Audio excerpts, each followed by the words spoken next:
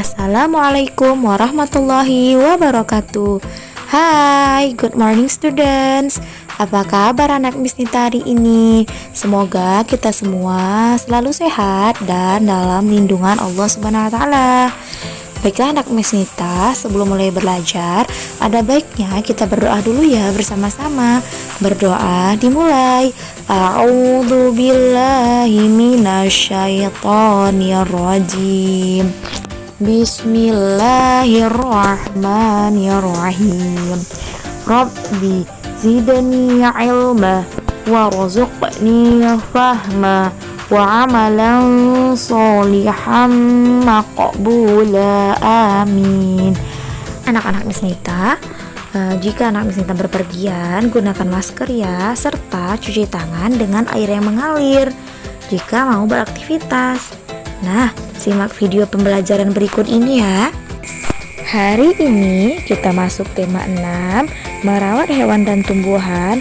Subtema 2, merawat hewan di sekitarku. Pembelajaran 1. Pembahasannya yaitu tentang mengenal gerak keseharian dan alam dalam tari, mencermati tulisan tegak bersambung dalam cerita dengan memperhatikan huruf kapital, serta menjelaskan dan menentukan berat dalam satuan baku. Amati gambar berikut. Lani anak yang rajin. Lani rajin merawat ayam dan kelincinya. Ia membersihkan kandang ayam dan kelincinya dengan teratur. Ayo anak-anak Miss Nita, tahukah kalian bagaimana ya cara merawat hewan peliharaan? Ya benar, caranya diberi makan dan minum, kandangnya kita bersihkan, lalu bila perlu dimandikan. Itu jika hewan peliharaannya kelinci anak, kucing itu dapat kita mandikan, ataupun burung. Nah, bila perlu kita beri dia vaksin. Mengapa ya kita harus rajin merawat hewan peliharaan kita ya? Ya benar, kita harus rajin merawat hewan peliharaan kita agar tetap bersih dan sehat. Nah, ayo kita perhatikan gerakan ayam-ayam Lani ketika makan. Apakah kalian pernah memperhatikan gerakan ayam ketika makan? Ya, mereka akan menggerakkan kepalanya ya. Gerakannya naik turun naik turun. Nah, ternyata gerakan itu bisa menjadi gerakan tari loh nak. Seperti ini ya contoh gerakannya. Ada juga gerakan ayam yang lainnya. Ayo kita perhatikan gerakan ayam yang lainnya nak. Ini merupakan gerakan ayam ketika kakinya dihentakkan, tangannya di pinggang, lalu hentakkan kakinya ya, kiri kanan seperti ini contohnya nak. Selanjutnya ini adalah gerakan ketika ayam menggerakkan sayapnya, sambil kakinya bisa dihentakkan juga ya nak. Seperti ini contoh gerakannya. Lalu yang terakhir ini merupakan gerakan ayam yang terluka sayapnya. Sayapnya lunglai, jadi tangannya lunglai juga. Seperti ini contohnya ya nak. Ayo anak-anak Miss, apakah kalian bisa menirukan gerakan-gerakan ayam tersebut? Praktekkan di rumah ya. Kesimpulannya, bahwa gerakan-gerakan ayam ternyata dapat dijadikan gerakan tari sederhana dalam kehidupan sehari-hari. Selanjutnya, ini terdapat sebuah teks yang berjudul Ayam. Ayo anak-anak Miss, mari kita baca bersama-sama teks tentang ayam. Ayam adalah hewan berkaki dua. Cakar kakinya digunakan untuk menggaruk-garuk tanah. Cakar kaki digunakan untuk mencari makanan. Makanan ayam berupa hewan-hewan kecil di dalam tanah. Ayam juga memakan biji-bijian. Ayam berkembang biak dengan cara bertelur. Telur-telur dierami induk ayam selama 21 hari. Nah, setelah 21 hari, telur-telur pun menetas. Telur dan daging ayam mengandung protein tinggi. Protein berguna bagi tubuh manusia. Anak-anak Miss, Berdasarkan teks tentang ayam ini, apakah terdapat huruf kapital ya? Apakah anak Miss Nita tahu di mana letak huruf kapitalnya? Ya, huruf kapitalnya terletak di setiap awal kalimat.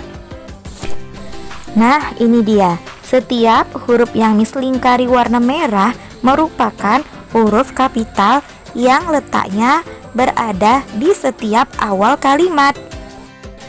Mari kita ingat kembali tentang huruf kapital. Huruf kapital untuk menulis di awal kalimat. Selain itu, huruf kapital juga dipakai untuk menulis huruf pertama pada nama orang. Selain itu, huruf kapital untuk menulis apa lagi ya anak-anak Miss? Ya, benar. Huruf kapital juga dipakai untuk menulis huruf pertama pada nama bulan dan nama hari. Nah, ini merupakan bentuk huruf kapital lepas dan tegak bersambung. Nah, anak-anak Miss, ternyata ayam Lani ada yang dimanfaatkan dagingnya dan ada juga yang dimanfaatkan telurnya. Ayo anak-anak Miss, siapa yang pernah makan telur ayam dan daging ayam? Pasti semua pernah makan ya kan? Karena telur ayam dan daging ayam mengandung protein baik untuk tubuh kita. Anak-anak, daging ayam ditimbang menggunakan alat timbangan dan telur ayam juga ditimbang dengan menggunakan alat timbangan. Selanjutnya, kita akan kembali mengingat tentang jenis-jenis timbangan. Yang pertama, timbangan kue. Nah, timbangan ini digunakan untuk menimbang bahan kue, contohnya tepung, telur, gula pasir, mentega, dan lain-lain. Hasil timbangannya ditentukan dari angka yang ditunjuk pada jarum timbangan.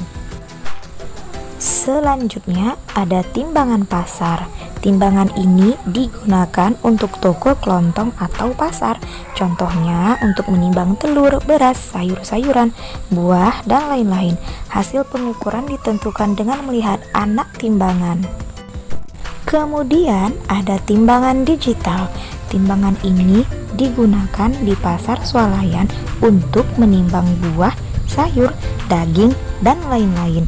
Hasil pengukuran ditentukan dari angka yang ditunjukkan pada layar timbangan. Kemudian ada timbangan duduk. Timbangan ini digunakan untuk menimbang benda yang berat seperti sekarung beras, sekarung jagung, dan lain sebagainya.